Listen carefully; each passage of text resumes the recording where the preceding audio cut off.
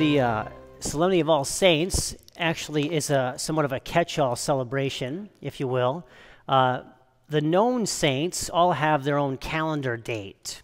And so this actually celebrates all those people that have gone to heaven and are considered to be saints without a calendar date. All right, so today being November 1st, it's the Solemnity of All Saints. That means actually it's a specific celebration that recognizes that there are more saints than those that are known or canonized or have their own calendar date.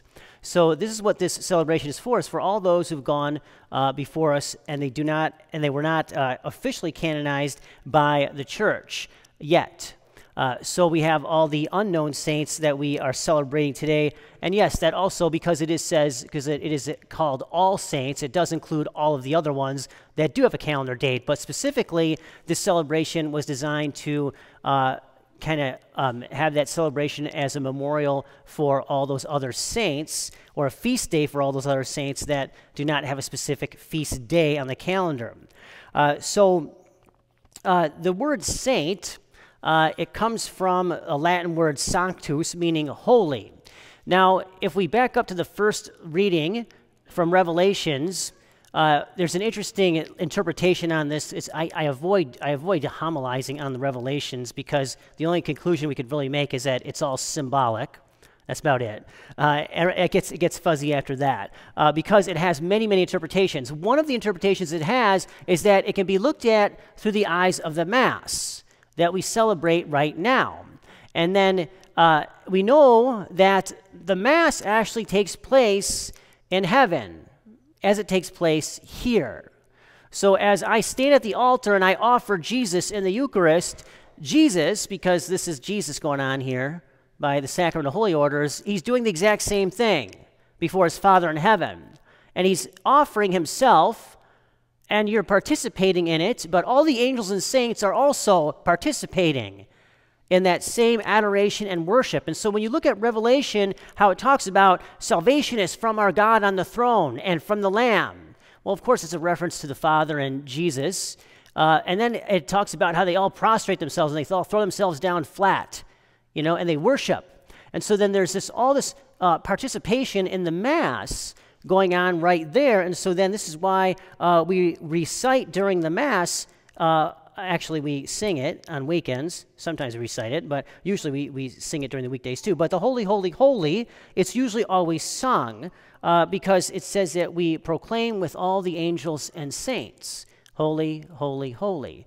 All right, so this is where we actually join, or the saints and angels join us, or we join them, however you want to look at it, in the worship of God all together.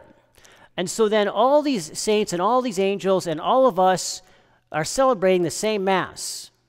As it is in heaven, here it is on earth, but it's already not yet fulfillment. Of course, as you know, once the full apocalypse is completed, once the end of the world is done, and all the creation has been redeemed, which is what else Revelation talks about, going through and marking all the 144,000, not sure if it's from each tribe or it's 144,000 total, 12,000 from each tribe. If you want to play the math, doesn't really matter. Because after that it says, then I see multitudes of people. So there's all kinds of people that are going to be saved. So there's that apocalyptic ending in there as well, so that all the salvation comes for those who believe. So all that's wrapped up in there, and we know that Jesus is always offering the Mass, if you will, himself. He's offering himself before the Father on our behalf. So the church is reminding us in today's celebration that sanctity or holiness is within everyone's reach.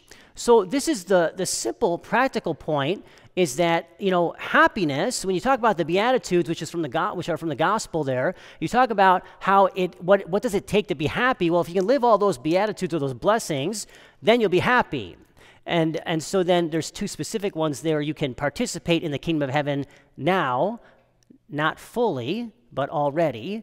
So already, but not yet. That's our whole life kind of as a Christian is, I'm already participating in the kingdom of heaven, but not fully yet. So the church then is reminding us in today's celebration about this holiness is within our grasp. Why is holiness so important for us? Why is holiness something that we should want and we are supposed to want, okay? So why is holiness so important? Because it actually leads to happiness.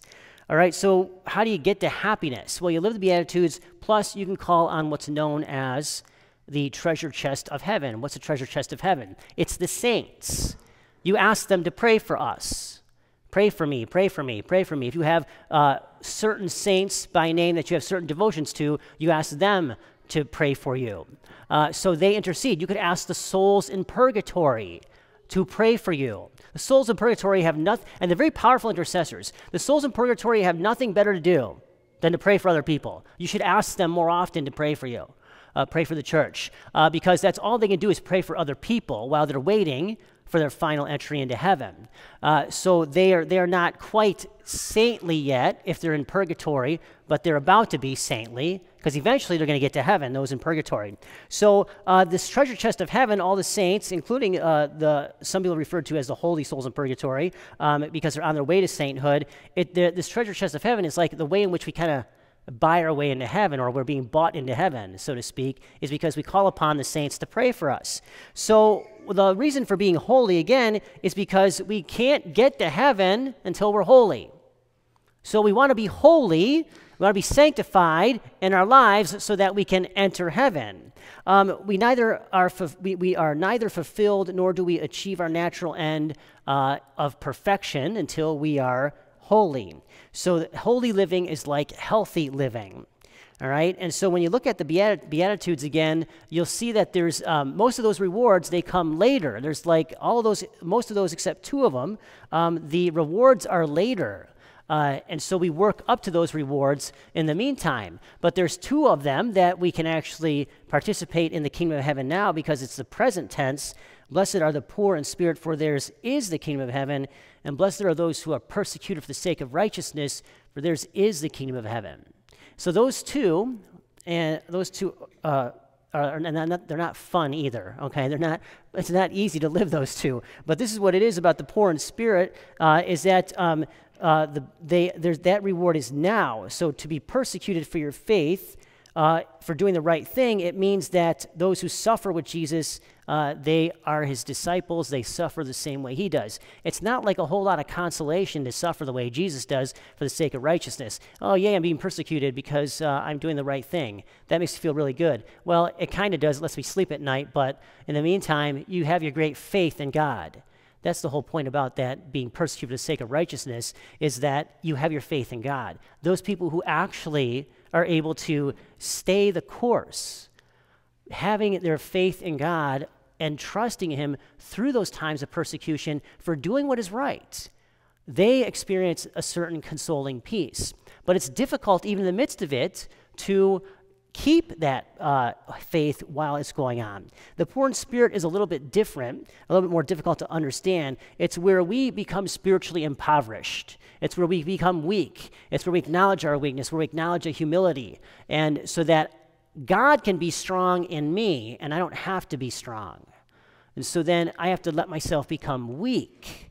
And that is where we have a big challenge, because we don't want to be weak. We want to be strong. We have a natural tendency to want to defend ourselves, to assert our rightful position.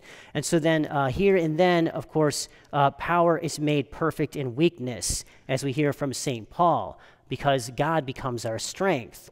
And so the Lord hears the cry of the poor, and for those who call out to him, the Lord hears us. We are filled with his peace. So those two actually, the persecuted for righteousness and poor in spirit, those two we participate in the kingdom of heaven now. The rest of them have the rewards later.